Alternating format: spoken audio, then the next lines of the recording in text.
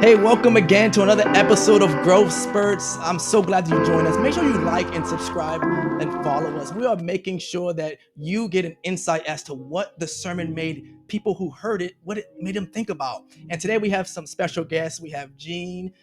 You've seen him before, but we have Finora all the way from North Carolina. And we also have Dana, my fellow Celtics bro. We love the Celtics. Come on, Celtics, let's go. Let's get it, Jaylen Brown. We believe in you. But we didn't talk about that in the sermon. What we talked about was the spiritual battle that happens because we live in a world where there are evil spirits and really people don't believe that. And so, Gene, I wanted to ask you a question. You and I had conversations before about that. Can you share with us like the difference between Jesus and maybe like evil spirits and what you have seen in the world? Yes. So through my childhood, I've seen in Haiti where like grown-ups or like a group of women will do some spiritual dance, and from there, like I'm like, okay, like that's not Jesus. Like that's not normal. Mm. And as I grow older, and as I see the Lord, and I came across certain people, and from there, they every time like they shook my hand, Yeah. they noticed something different. Wow. They're like, okay, Mm. he's different. Like Yeah.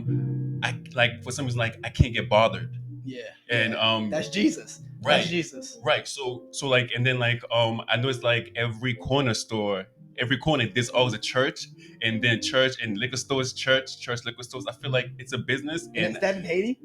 no, like That's definitely in Massachusetts. That's here. That's definitely in the States. Yes, Yeah. yeah. So Liquor like store and church. liquor stores every corner, and then like Yeah. it's always in the hood. So like I'm like, okay, so like, is this really like, are they really preaching the word of God, or are they using it just for their profits? Wow. So yeah, so you're getting into a little bit like, so we read today about how there was some 7 Jewish exorcists and they were just faking the funk, if you will. They didn't really know Jesus, but they were kind of performing like there were some religious leaders in the church, and they weren't.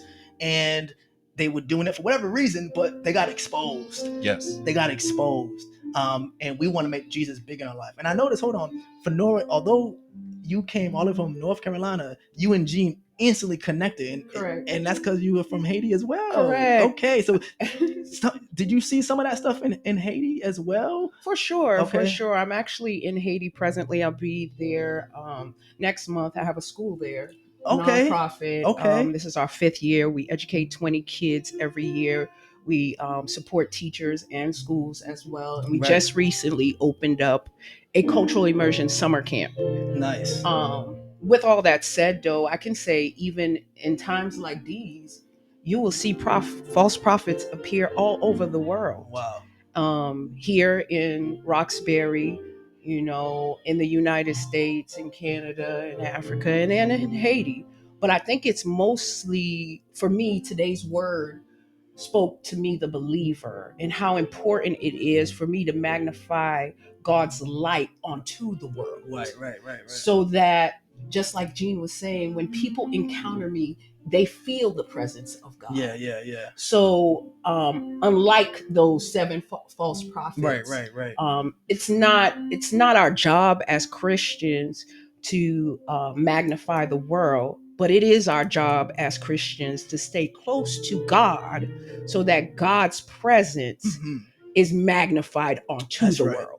So for me, that's what today's word. That's interesting you said, and I love what you said at first because you mentioned parts of the world. See, parts of the world, other parts of the world, except the United States, not as much in the United States, they see a lot of spiritual oppression and demonic spirits from Asia and Europe and Africa and even further parts that are much more kind of third world. They see a lot of that, but you know what else they see? When the people of God go to those spaces, they see the miracles of God.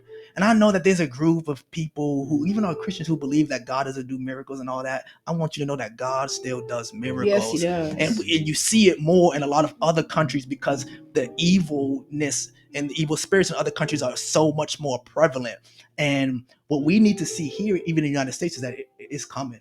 It's coming because we're seeing it. Everyone, we're all saying, 4 of us sitting here right now, where we appear fine on the outside, but all of us, I know for a fact, there's a strain in our life that it's just different. Like one half of us feels like we good, the other half is like, yo, am I gonna make it? And some of it is just the evil spirits that are walking around that are trying to discourage people and keep people from God. And it's happening in the United States, and we're seeing craziness. But I need people to know that it's God who can overcome when we make God bigger in our lives. Dana, what are some things that maybe someone who is walking with Jesus for the first time, haven't never really been in church, what are some things that they may experience that they don't know how to deal with when it comes to the things of the spiritual world, whether it's Jesus or things of not? Have you seen something like that? Kind of.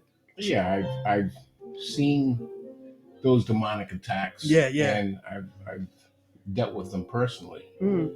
Um, One thing I suggest to somebody who's going through that is to stay spiritually led by staying spiritually fed. Wow, I like that. Say that again. Stay spiritually led by staying spiritually fed. Wow, Clock it. That's good. A lot of times, what has happened to me is that the devil, the enemy, or that spirit, or whatever it is, will attack me in my most vulnerable areas. And in order to combat that, I usually try to stay in prayer, try to stay positive, try to stay grateful. I know that when you're going through something, it seems to be the most difficult time to worship. Yeah. But that is the time that you really need to the most. Right. Once these evil spirits or the enemy see that you're praising Christ Wow. in a way that he cannot deter you, Right. he will flee. Yes, right. And if the enemy continues, to me, it had always meant that my blessing was much more greater than I thought it would be. It's coming. It's coming. So those consecutive bad days, over and over, the depression, the sadness is just sometimes a cloudy day. Yeah. And that sun will break eventually. But in order to deal with these constant barrage of evil spirits, requires constant prayer. Right. My God is bigger than any problem That's right. that I have. That's right. So if I lean on that, then I could get through whatever I'm being attacked. That's excellent.